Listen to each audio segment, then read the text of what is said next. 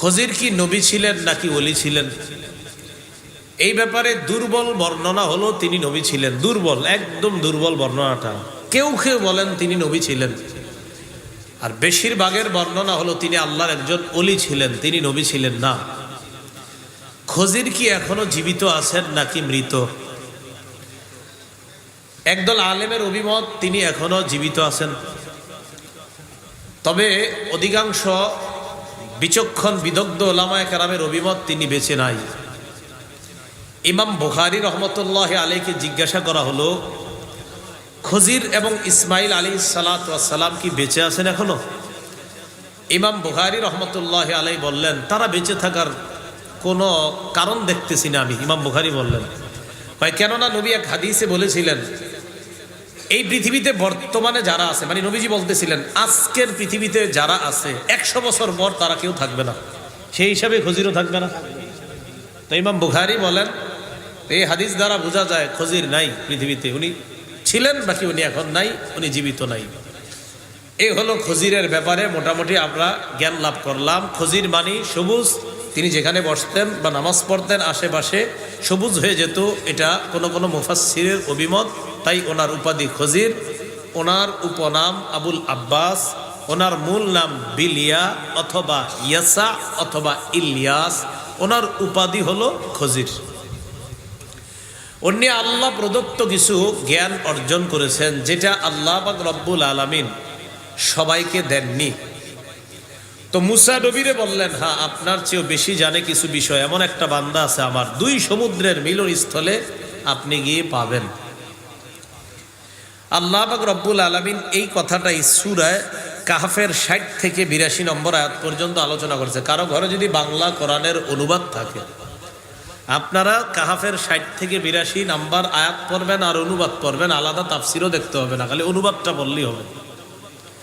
আল্লাহ পাক রব্বুল আলামিন বলেন, وَإِذْ قَالَ مُوسَى لِفَتَاهُ لَا أَبْرَحُ حَتَّى أَبْلُغَ مَجْمَعَ الْبَحْرَيْنِ أَوْ أَمْضِيَ حُقُبًا। স্মরণ করুন ওই সময়কে যখন মুসা আলাইহিস সালাতু ওয়াস সালাম তার খাদেমকে বললেন, খাদেমের নাম ইউশা, খাদেমকে বললেন, লা আবরাহু। লা আবরাহুর তাফসির করেছেন জালালউদ্দিন সুয়ুতী রহমতুল্লাহি আলাইহি, লা আজালু আসিরু, আমি চলতেই থাকবো, হাত্তা আবলুগা মাজমাআল বাহরাইন, আমি যতক্ষণ না 2 সমুদ্রের মিলনস্থলে পৌঁছবো ততক্ষণ চলতে লাগবো, ততক্ষণ চলতেই থাকবো। এই 2 সমুদ্রের মিলনস্থল দ্বারা কোন 2 সমুদ্র উদ্দেশ্য? 2 সমুদ্র, এর কোন 2 সমুদ্র? আমাদের কক্সবাজারের একটা, আর একটা অন্য জায়গার, এরকম। আপনারা আবার না কইতেছেন, জানেন নাকি? জানলে কন, হা বা না বলেন যে জানি না কন। 2 সমুদ্র, এই 2 সমুদ্র দ্বারা কি উদ্দেশ্য? এর দ্বারা উদ্দেশ্য হলো হাত্তা আবলুগা মাজমা আল বাহরাইনি, মানে হলো হাত্তা আবলুগা মুলতাকা বাহরির রুম ওয়া বাহরি ফারিসা মিম্মা ইয়ালিল মাশরিকা, পৃথিবীর পূর্ব দিকে পারস্য এবং রোম, পারস্য সমুদ্র এবং রোম সমুদ্র, এই 2 সমুদ্রের পূর্ব দিকের যেই মিলনস্থলটা, সেখানে গেলে খজিরকে পাওয়া যাবে। মুসা নবী তার খাদেমকে বললেন, পৃথিবীর পূর্ব দিকে রোম সমুদ্র আর পারস্য সমুদ্রের যে মিলনস্থল, এটা না পৌঁছা পর্যন্ত আমি চলতেই থাকবো।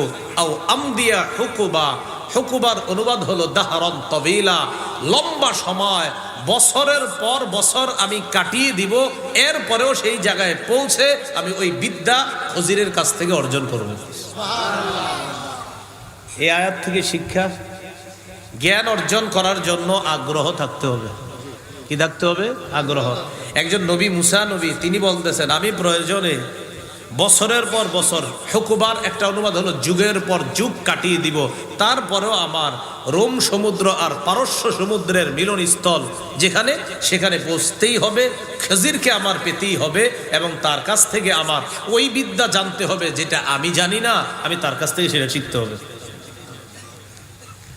এই ব্যাপার একটা হাদিস শুনি আমরা, ইবনে মাজার বর্ণনা 223 নম্বর হাদিস।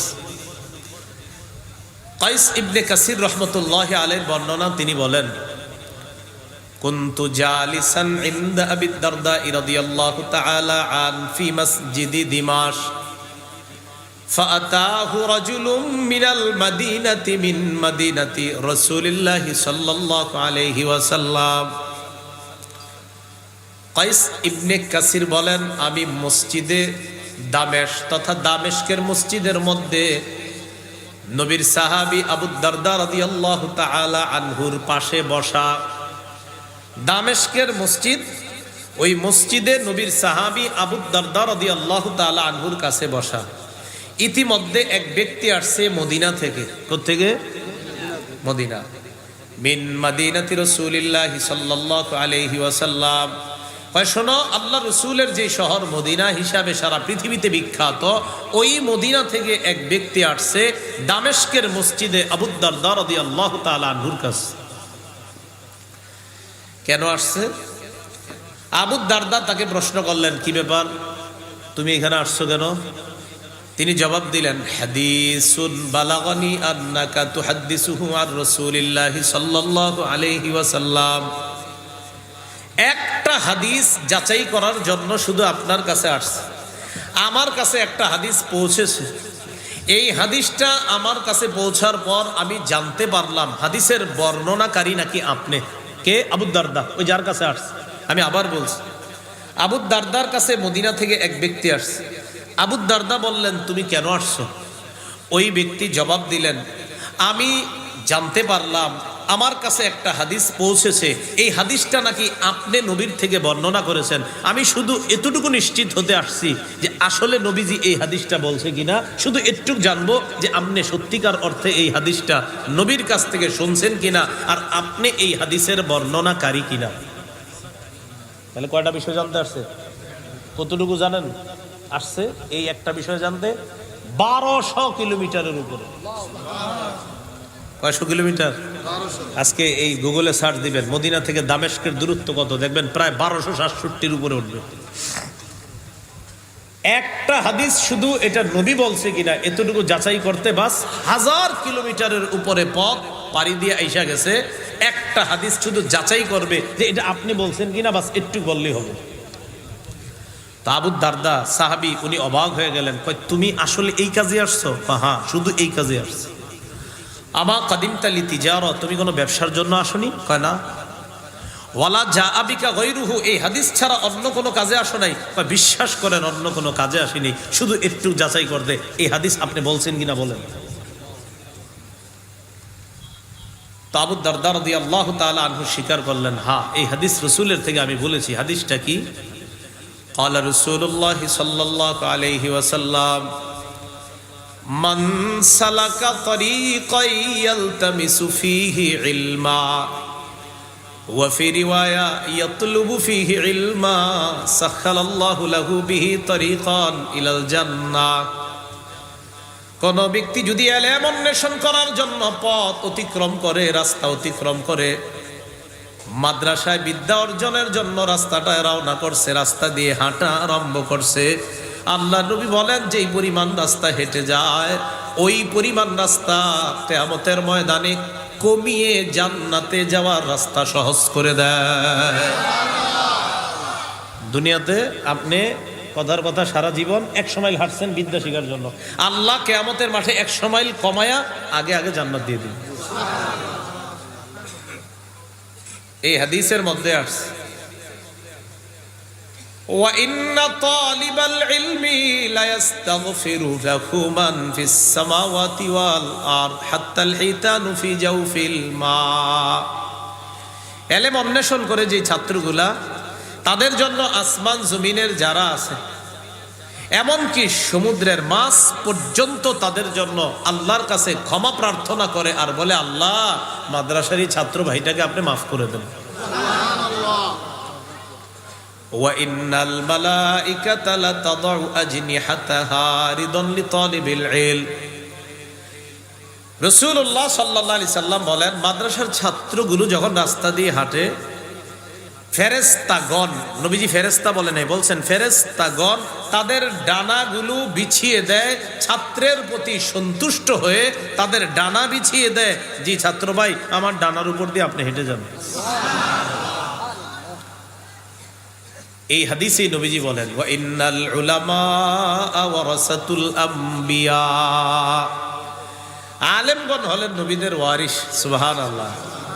ওয়া ইন্নাল আম্বিয়া আলাম ইউরিসু দিনারা ওয়ালা দিরহামা, নবীগণ কাউকে স্বর্ণ এবং রূপার উত্তরাধিকার বানায় না। ইন্নামা ওয়ার রাসূল ইলমা, নবীগণ আলেমদেরকে বিদ্যা কোরআন হাদিসের উত্তরাধিকার বানায়া দেয়। নবীগণ স্বর্ণের উত্তরাধিকার বানায় না, রূপার উত্তরাধিকার বানায় না। নবীগণ তাদের যে বিদ্যা, তাদের জ্ঞান, এই জ্ঞানের উত্তরাধিকার উলামায়ে কেরামদেরকে বানায়া যায়। আমরা নবীরা আলেমগুলা আলেমদের কাছে দিয়ে গেলাম, এই আলেমরা আমাদের রেখে যাওয়া জ্ঞানটাকে জনগণের সামনে বন্টন করে দিল। মিরাজ বন্টন করার লাগে না তো? নবীদের মিরাজ কি? জ্ঞান। এই জ্ঞান উলামায়ে কেরাম ছাত্রদের সামনে, জনগণের সামনে বন্টন করে দিবে। আর এই জন্যই ওয়াজ মাহফিলে আপনারা আসেন, যেন আলেমরা নবীদের পাওয়া মিরাস আপনাদের সামনে বন্টন করে দেয়। রাসূলুল্লাহ সাল্লাল্লাহু আলাইহি সাল্লাম বলেন, শোনো, ফাদলুল আলিমি আলাল আবিদি কাফদলিল কমারি আলা সাইরিল কাওয়াকিব, আকাশের সব তারকার চাইতে চন্দ্রের যেমন মর্যাদা, দুনিয়ার সব আবেদের চাইতে একজন আলেমের তেমন মর্যাদা।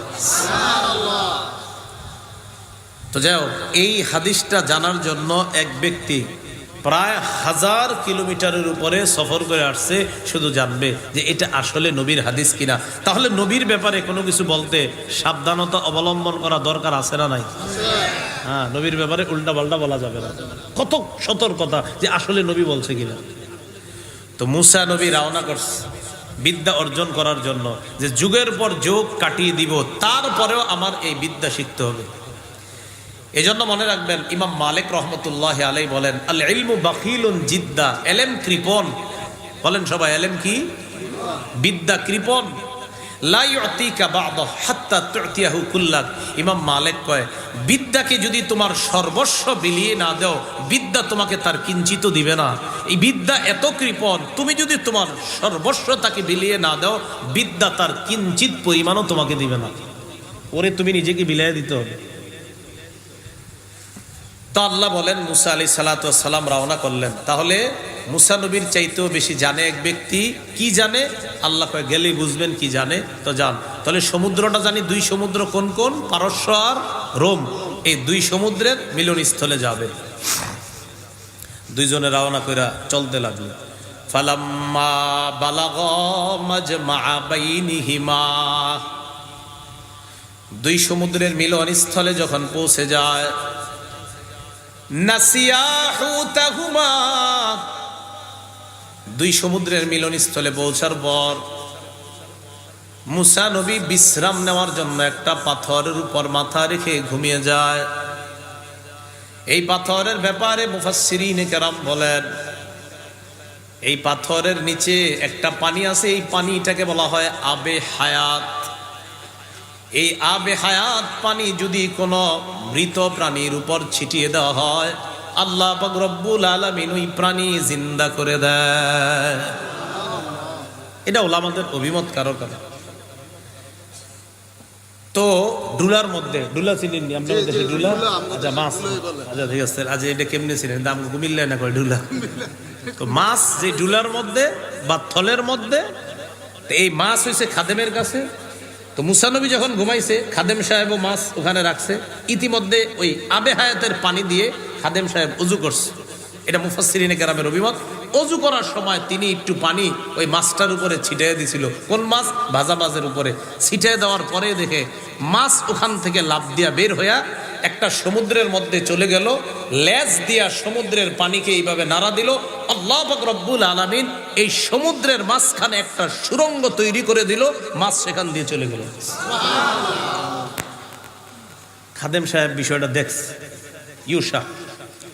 তো দেখার পর এদিক দিয়ে মুসা আলাইহিস সালাতু ওয়াস সালামের ঘুম ভাঙছে। ঘুম ভাঙার পর আবার দুইজনে চলতে লাগছে। ওই যে মাছ যে চলে গেছে এটা খাদেম ভুলে গেছে, মুসা নবীরে বলতে ভুলে গেছে। মনে পড়ছে কখন দেখেন, ফালাম্মা বালাগা মাজমা বাইনিহিমা নাসিয়া হুতাহুমা, দুইজন যখন সমুদ্রের মিলন স্থলে পৌঁছে যায়, দুই সমুদ্র, কোন দুই সমুদ্র? রোম এবং পারস্যের দুই সমুদ্রের মিলন স্থল। নাসিয়া হুতাহুমা, মাছের কথা ভুলে যায়। ফাত্তাখাযা সাবিলাহু ফিল বাহরি সারাবা, মাছ ইত্তাখাযা বানিয়ে নিয়েছে, ফিল বাহরি সমুদ্রের মধ্যে, সারাবা সুরঙ্গ, মাছ সমুদ্রের মধ্যে বানিয়ে নিয়েছে সুরঙ্গ। তাফসীরের কিতাবে আসছে আর শাক্কুত তাবিল, লম্বা একটা সুরঙ্গ তৈরি করে মাছ সেদিক দিয়ে চলে গেছে। তো এই সুরঙ্গ দিয়ে মাছ চলে যাওয়ার পর এবার ইউশা যিনি খাদেম তিনি ব্যাপারটা ভুলে গেছে, মুসা নবীর ঘুম ভাঙছে, আবার রওনা করছে সামনের দিকে। ফালাম্মা জাওয়াজা ক্বালা লিফাতাহু আতিনা গাদাআনা লাকাদ লাকিনা মিন সাফারিনা হাযা নাসাবা। মুসা আলাইহিস সালাতু ওয়াস সালাম আর খাদেম যখন একটু অতিক্রম করলো, খিদা লেগে গেছে। আসলে আল্লাহ খিদা লাগাইছে, মনে পড়াই তুই বলতো। মুসা আলাইহিস সালাতু ওয়াস সালাম বললেন, তার খাদেমকে বললেন, আতিনা গাদাআনা, এই নাস্তা আনো, লাকাদ লাকিনা মিন সাফারিনা হাযা নাসাবা, ক্লান্ত হয়ে গেছি এই সফরে, নাস্তা আনো, খিদা লাগছে। এখন নাস্তা আনতে গিয়া তো নাস্তার সাথে সাথে আপনার ওই যে ভাজি মাছটাও তো ছিল ওখানে। খাদেমের মনে পড়ে গেছে, ইন্না লিল্লাহ, মাছ না ওই জায়গায় লাভ দিয়ে চলে গেছে, এটা তো নবীরে বলতে ভুলে গেছি। তো সাধারণত দেখবেন খাদেম সাহেবরা কোনো ভুল করলে এটা হুজুরের কইতে একটু ভয় পায়, এটা কেমনে কই। এখন ইউশা মুসা আলাইহিস সালাতু ওয়াস সালামকে বলতেছেন, ক্বালা আরাআইতা ইয আওয়াইনা ইলাস সাখরা, ক্বালা ইউশা বললেন, আরাআইতা, আপনার কি মনে পড়ে, ইয আওয়াইনা, আমরা যখন আশ্রয় নিলাম, ইলাস সাখরা, ওই পাথরের কাছে। মুসা নবী কয়, হ্যাঁ আমার তো মনে আছে, কি হইছে কও? ফা ইন্নী নাসিতুল হুতা, ওই জায়গাটা ঘটনা ঘটছে, আপনার কইতে ভুলে গেছি। কই কি? কয় নাসিতু, আমি ভুলে গেছি, আল হুতা, মাছের কথা আপনারে বলতে। মুসা নবী কয়, পুরাটা কও, কি হইছে?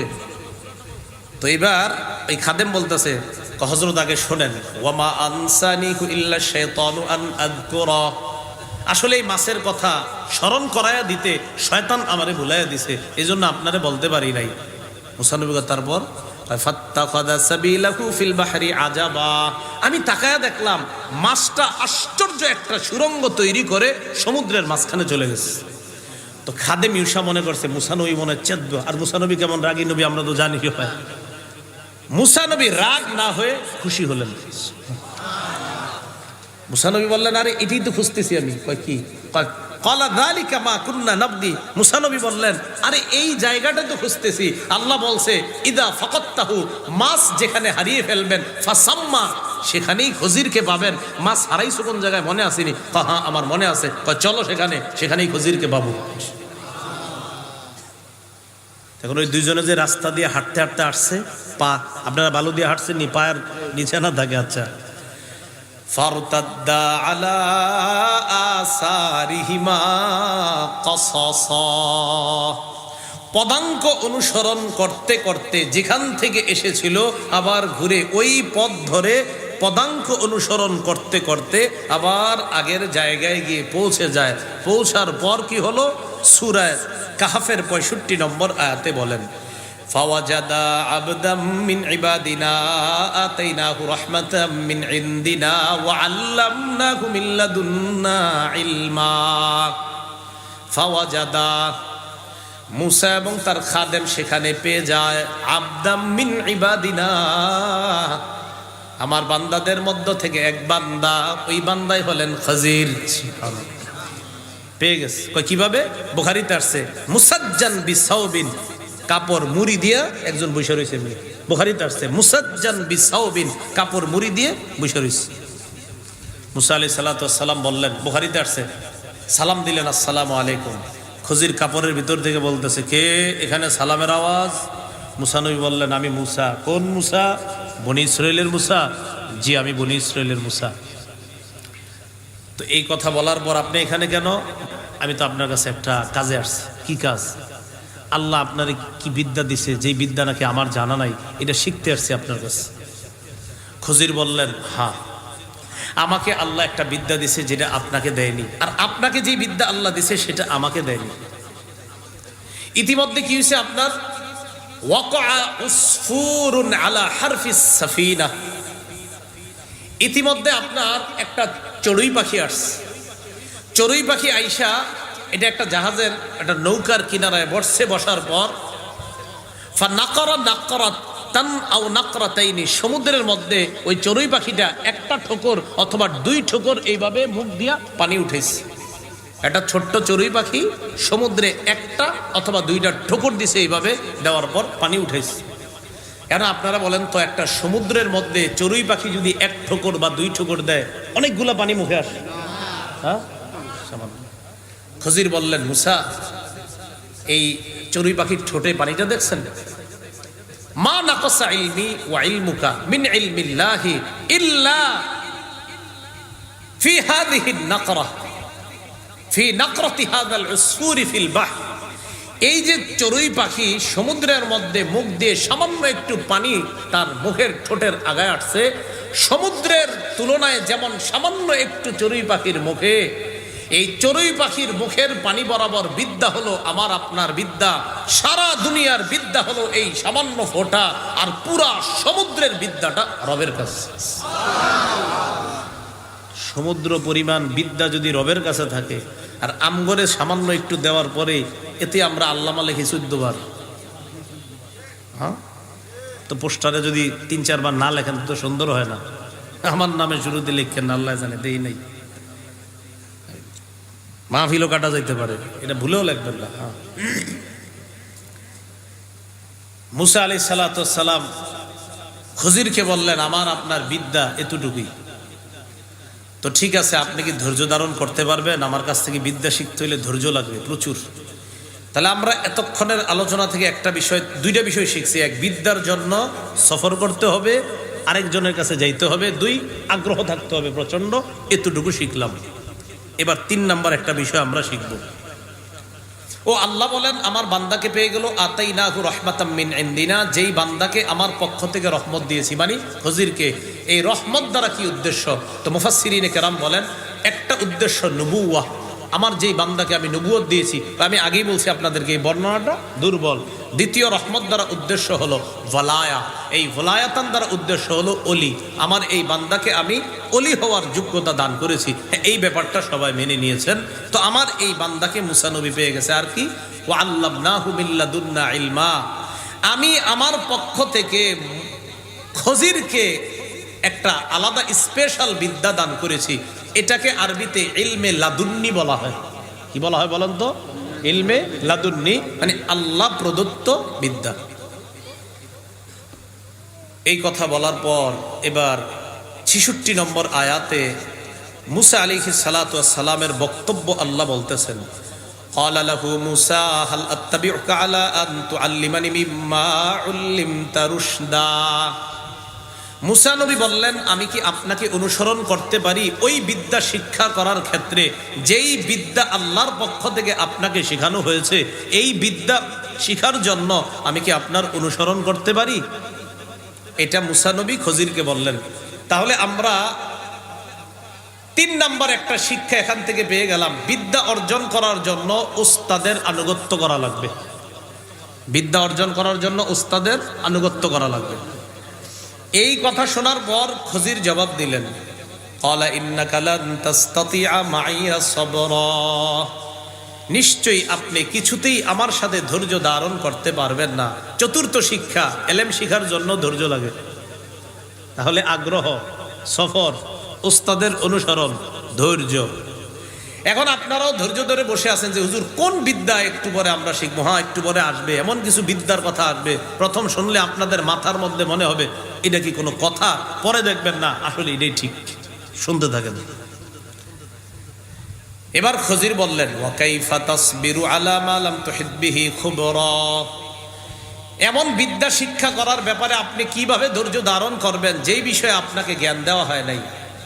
মাইক কমায় দেন, হয়তো ইকু চলতেছে ইকু কমায় দেন, ইকু একদম টোটাল দিবেন না, আর ইকু না হইলে মাইক যদি বাড়া থাকে মাইক কমায় দেন।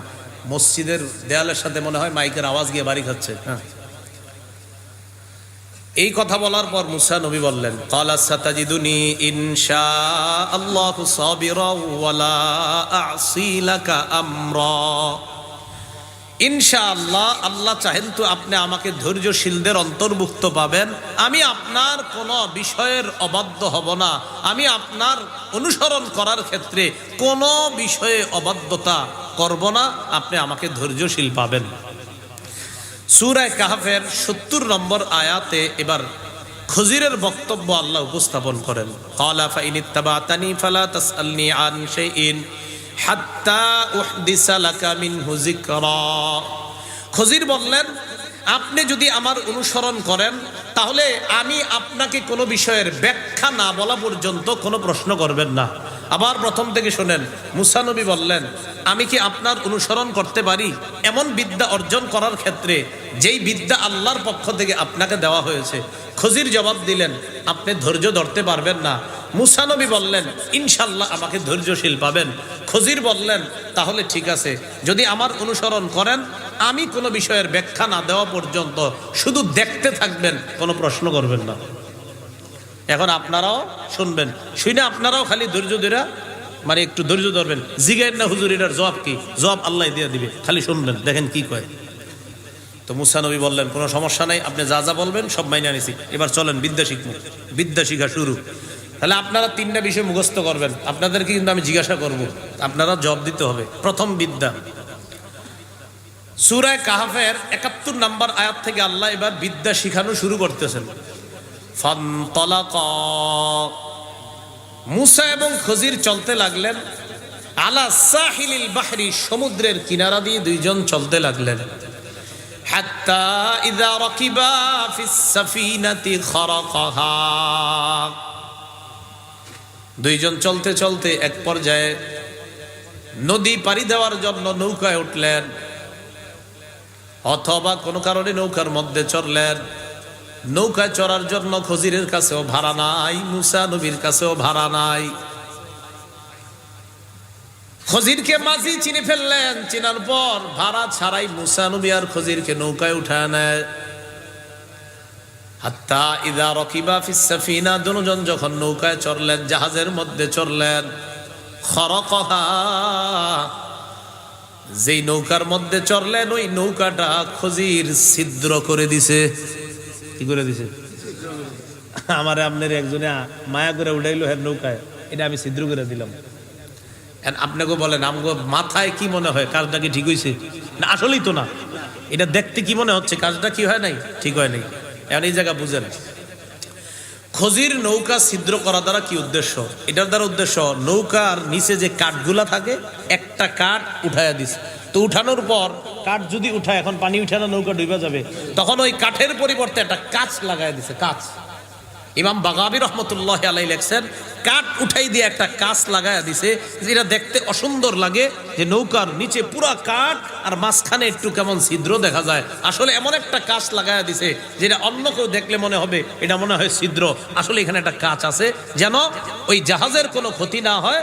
বাকি ছিদ্র করার পর কাঁচ লাগাইয়া দিছে জাহাজের ক্ষতি না হওয়ার জন্য, জাহাজটা যেন না ডুবে। বুঝলাম জাহাজ না ডুবার জন্য এটা করছে কি লেগে। এখন মুসা নবী কয়, আখারাকতাহা লিতুগরিকা আহলাহা, আপনি জাহাজটা ছিদ্র করলেন জাহাজের অধিবাসীগুলারে ডুবানোর জন্য। লাকাদ জিতা শাইআন ইমরা, আপনি একটা খারাপ কাজ করছেন। কি কাজ করছেন? খারাপ কাজ করছেন। এবার খজির বলতেছে, ক্বালা আলাম আকুল ইন্নাকা লান তাসতাতিআ মাইয়া সাবরা, আমি না বলছি আপনি ধৈর্য ধরতে পারবেন না? আমি তো আগেই বলছি। মুসা নবী জবাব দেয়, ক্বালা লা তুআখিজনি বিমা নাসিতু ওয়া লা তুরহিকনি মিন আমরি উসরা, লা তুআখিজনি বিমা নাসিতু, আমি ভুলে গেছি, এই ভুলের কারণে আমারে বাকরাও করেন না, যা হওয়ার হয়ে গেছে।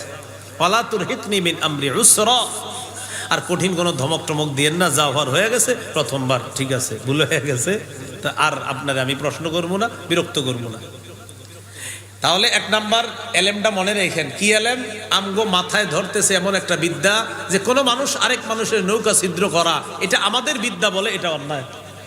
বাহ্যিক বিদ্যা বলে কি এটা অন্যায়। এবার দ্বিতীয় বিদ্যাটা শিখেন। ফানতালাকা, দুইজন আবার চলতে লাগছে সমুদ্রের পার দিয়ে। হাত্তা ইযা লাকিয়া গুলামান ফাকাতালা, যাইতে যাইতে একটা বালককে পেয়ে যায়, বালক গোলামকে পেয়ে যায়। তাফসিরে জালালাইনের মধ্যে জালালউদ্দিন সুয়ুতী রাহমাতুল্লাহি আলাইহি লিখেন, এমন বালক লাম ইয়াবলুগিল হিনসা, যেই বালক এখনো বালেগ হয় নাই, প্রাপ্ত বয়স্কে পৌঁছে নাই। আহসানুহুম ওয়াজহা, চেহারাটা বড় সুন্দর। ইয়ালআবু মা'আস সিবিয়ান, বাচ্চাদের সাথে রাস্তায় খেলতেছে, মাঠে খেলতেছে। একটা বালক যে এখনো প্রাপ্ত বয়স্কে পৌঁছে নাই, একটা ছেলে, একটা গোলাম, চেহারাটা অনেক সুন্দর, বাচ্চাদের সাথে খেলতেছে। খজির কি করলেন? ফাকাতালা, খজির এই সুন্দর চেহারার অধিকারী বালকটাকে হত্যা করলেন। আমগো বিদ্যা কি কয়? হত্যা করা নিঃসন্দেহে অন্যায়। খজির কিভাবে হত্যা করছে জানেন? তাফসীরের কিতাবে 3টা বর্ণনা আছে। এক নাম্বার, জাবাহাহু বিসসিকিন, চাকু দিয়া জবাই করে দিছে। জাবাহাহু বিসসিকিন, চাকু দিয়া পুরা জবাই করে দিছে, এই একটা। 2 নাম্বার, খজির কি করলেন? হাত দিয়া এইভাবে মাথাটা ধরে চাকু দিয়ে পুরা দেহ থেকে মাথা পুরা আলাদা করে ফেলছে, এটা দ্বিতীয়।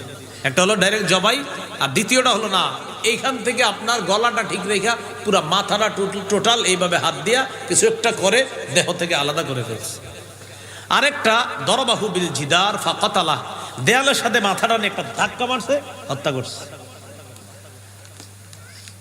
তো এই ছেলেটারে হত্যা করার পর আমার আপনারই তো মেজাজ খারাপ হয়ে গেছে। এখানে যারা আছি আমরা, মুসা নবী তো আল্লাহর নবীদের মধ্যে আল্লাহ যাকে সবচেয়ে বেশি রাগ দিয়েছিলেন তিনি তো। মনে রাখেন, নবীদের রাগ আবার যে রাগটা খারাপ রাগ না, মুসা নবীর রাগ নিঃসন্দেহে খারাপ না, অন্যায়ের বিরুদ্ধে রাগে ছিলেন তিনি। মুসা নবী বললেন, আকাতালতা নাফসান যাকিয়াতাম বিগাইরি নাফস, কত সুন্দর একটা ছেলেকে আপনি হত্যা করলেন, নিষ্পাপ। হত্যার বদলে হত্যা করেন না, এই ছেলেটা অন্য কাউকে যদি হত্যা করতো তাহলে বুঝতাম ওই হত্যার বিনিময়ে হত্যা করছেন। সে তো কাউকে হত্যা করে নাই, কোনো অপরাধ করে নাই, নিরপরাধী একটা এত সুন্দর চেহারা বিশিষ্ট ছেলেকে হত্যা করলেন। কি করে দেখেন, লাকাদ জিতা শাইআন নুকরা, আপনি অপছন্দনীয় একটা কাজ করছেন, এমন একটা কাম করছেন যেই কাম কোনো মানুষের পছন্দ হইতেই পারে না, এটা একটা ঘৃণিত কাজ করছেন। আগে কইছে খারাপ কাজ, এটা হইলো ঘৃণিত কাজ। খজির জবাব দেয়, ক্বালা আলাম আকুল লাকা ইন্নাকা লান তাসতাতিআ মাইয়া সাবরা, মুসা নবী আমি কি আপনাকে বলি নাই আপনি আমার সাথে ধৈর্য ধরতে পারবেন না? তাহলে কয় বিদ্যা হইলো?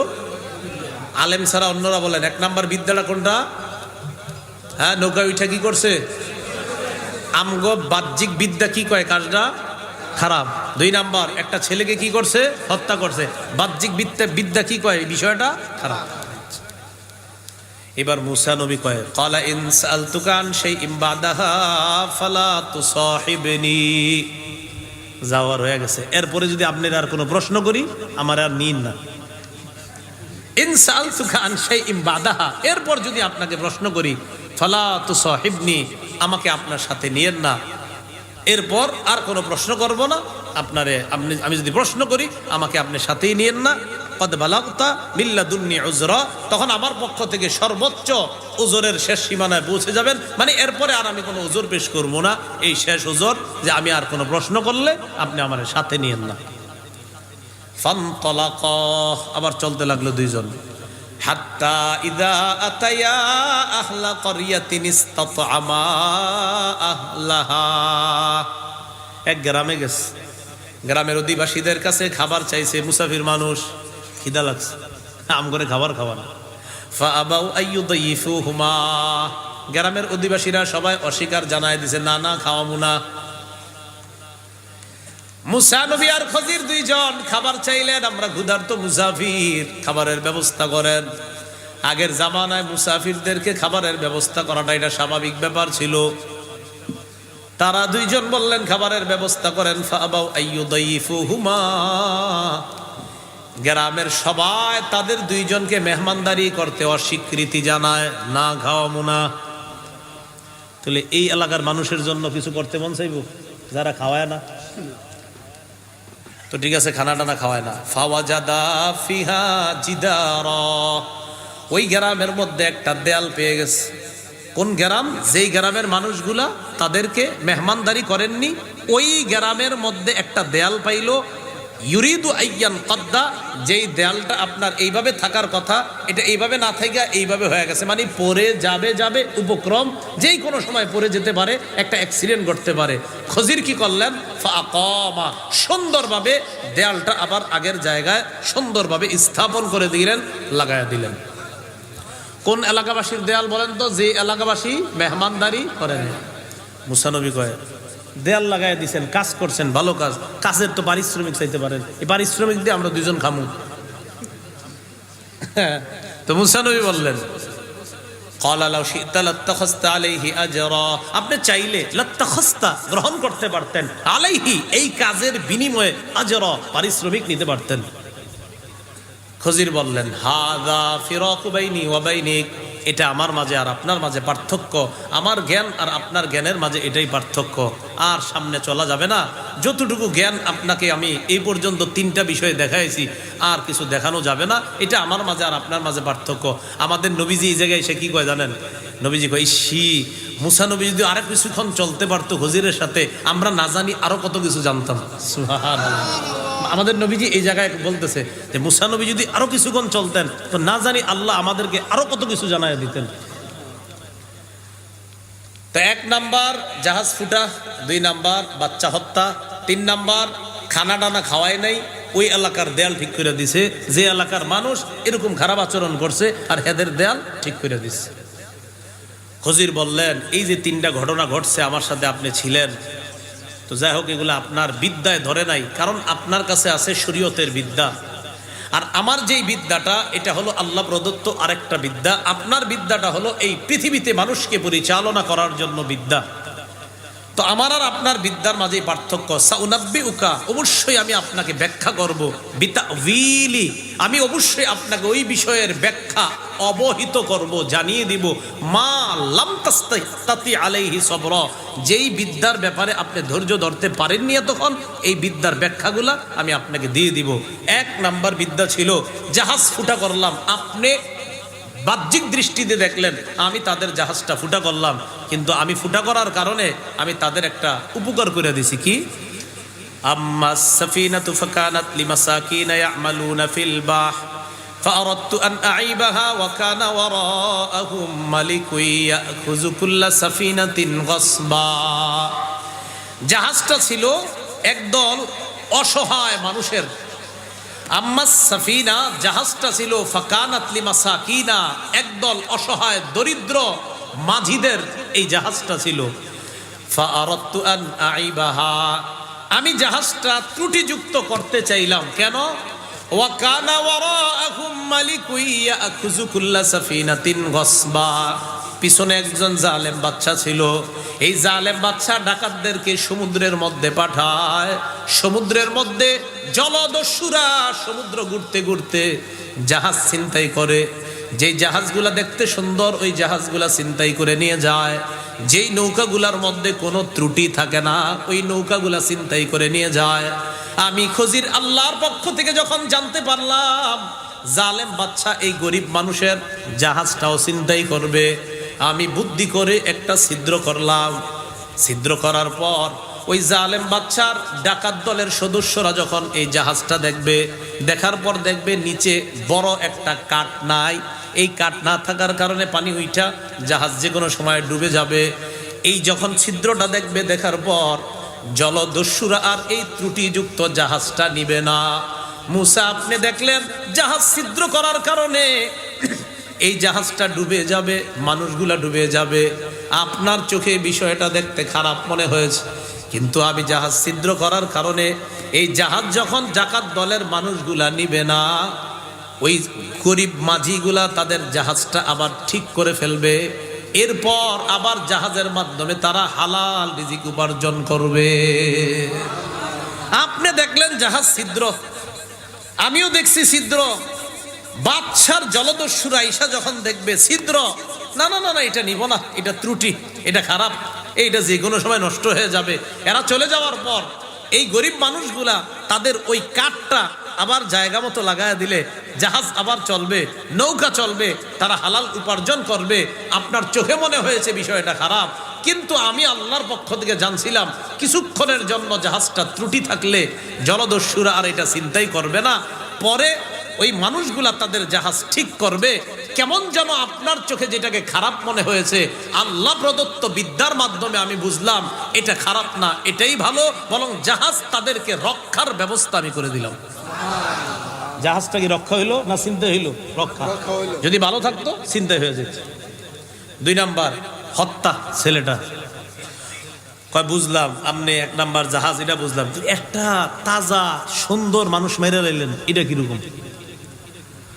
وأما الغلام فكان أبواه مؤمنين فخشينا أن يرهقهما طغيانا وكفرا। যেই যুবকটাকে আমি মারলাম, যেই ছেলেটাকে আমি মারলাম, তার মা বাবা ছিল ইমানদার। আমি আশঙ্কা করলাম, আল্লাহর পক্ষ থেকে জানতে পারলাম এই ছেলে বড় হওয়ার পর তার মা বাবাকে সে কুফরি আর নাফরমানি করতে বাধ্য করবে। তো যেই ছেলে বড় হলে মা বাবারে কুফরি করাবে, ইমানদার মা বাবারে কাফের বানাবে, এই ছেলে কি বড় হলে ভালো হলো না খারাপ হলো? আমি হত্যা করলাম। তো ঠিক আছে, হত্যা করলাম, তারপর হত্যা করার পর কি হয়েছে জানো? فأردنا أن يبدلهما ربهما خيرا منه زكاة وأقرب رحما। আমি ইচ্ছা করলাম তাদের রব এই দম্পতিকে, ইমানদার স্বামী আর স্ত্রীকে, এই ছেলেটা যারে হত্যা করলাম তার পরিবর্তে পবিত্র একটা সন্তান দিবে এবং মা বাবার প্রতি অধিক দয়া পরবশ হবে এমন একটা সন্তান আল্লাহ তাদেরকে দিবে। তাফসীরের কিতাবে আসছে আল্লাহ এই ছেলের পরিবর্তে তাদেরকে একটা কন্যা দিয়েছিলেন।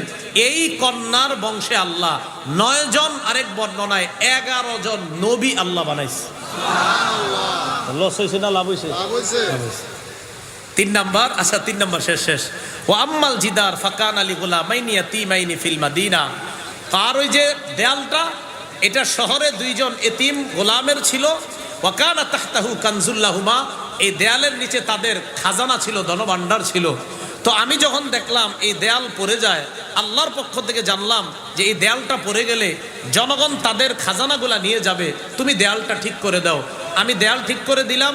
আশা করি যখন এই ছেলে 2টা বড় হবে আল্লাহ পাক রব্বুল আলামিন তাদেরকে এই দেয়ালের নিচে তাদের খাজানার ব্যাপারে অবহিত করবে আর তারা তাদের এই ধন সম্পদটা সেখান থেকে বের করে আনতে পারবে। তাহলে এখানেও আরেকটা ভালো কাজ করছে। তো যে বিষয়টা বুঝালাম আমরা এই আয়াতগুলা থেকে কয়েকটা বিষয় বুঝলাম। আগ্রহ, সফর, অনুসরণ, ধৈর্য, এই সবের মাধ্যমে বিদ্যা অর্জন করতে হবে। আর বিদ্যা অর্জন করতে গিয়ে অনেক সময় আমার মনে হবে এই বিষয়টা আমার মনোভূত হচ্ছে না, না আপনি ধৈর্য ধরতে হবে। একটু পরে দেখবেন আসলে এই বিষয়টা আপনার মনোভূত হয়ে যাচ্ছে। প্রথমে আপনার মনে হবে না এটা তো ঠিক হচ্ছে না, তো আস্তে আস্তে যখন আপনি পরিপূর্ণ বিদ্যা অর্জন করবেন তখন আপনার কাছে যেটা ঠিক মনে হয় না সেটাকেও ঠিক মনে হবে ইনশাআল্লাহ। আল্লাহ পাক রব্বুল আলামিন আমাদের সকলকে যে কথাগুলা শুনলাম বললাম, আমরা যে আলোচনা শুনলাম, এই আলোচনা থেকে দ্বীনি ইলম অর্জন যারা করে তাদের সহযোগিতা করব, তাদের সাথে থাকব এবং নিজেরাও দ্বীনি ইলম অর্জন করার চেষ্টা করব। আল্লাহ তৌফিক দান করেন। ওয়া আখিরু দাওয়ানা আনিল হামদুলিল্লাহি রাব্বিল আলামিন। আলহামদুলিল্লাহি রাব্বিল আলামিন ওয়া আকিবাতুল লিল মুত্তাকিন। والصلاة والسلام على سيد الأنبياء المرسلين وعلى آله وصحبه أجمعين.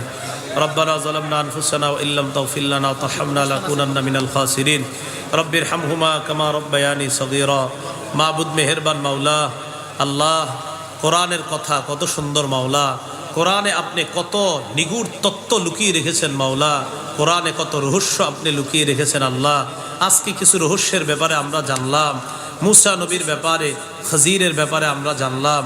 আল্লাহ, বিদ্যা অর্জনের প্রতি একজন নবীর এত আগ্রহ, ও মাবুদ দ্বীনি ইলম অর্জন করার ব্যাপারে আমাদের মধ্যেও এমন আগ্রহ আপনি তৈরি করে দেন আল্লাহ। পাশে কবরস্থান, এলাকার ছোট বড়, মাঝানি মধ্য বয়স্ক নারী পুরুষ যে মুসলমানরা শায়িত আছে তাদের কবরগুলো আপনি জান্নাতের বাগান বানায়া দেন আল্লাহ। এই মাহফিলকে সফল করতে গিয়ে অর্থ, শ্রম সহযোগিতা যারা করেছে মাওলা, মেধা দিয়ে পরামর্শ দিয়ে যারা সহযোগিতা করেছে আল্লাহ, অর্থ শ্রম মেধা পরামর্শ সব আপনি কবুল করে নেন। উভয় জগতে আপনি তাদেরকে জাযায়ে খায়ের দান করেন আল্লাহ। যারা দান করেছে তাদের আত্মীয় স্বজনদেরকে আপনি মাফ করে দেন, যারা অসুস্থ তাদেরকে সুস্থ বানায় দেন, যারা ঋণী ঋণ পরিশোধের ব্যবস্থা করে দেন, যারা অভাবী অভাব দূর করে দেন আল্লাহ।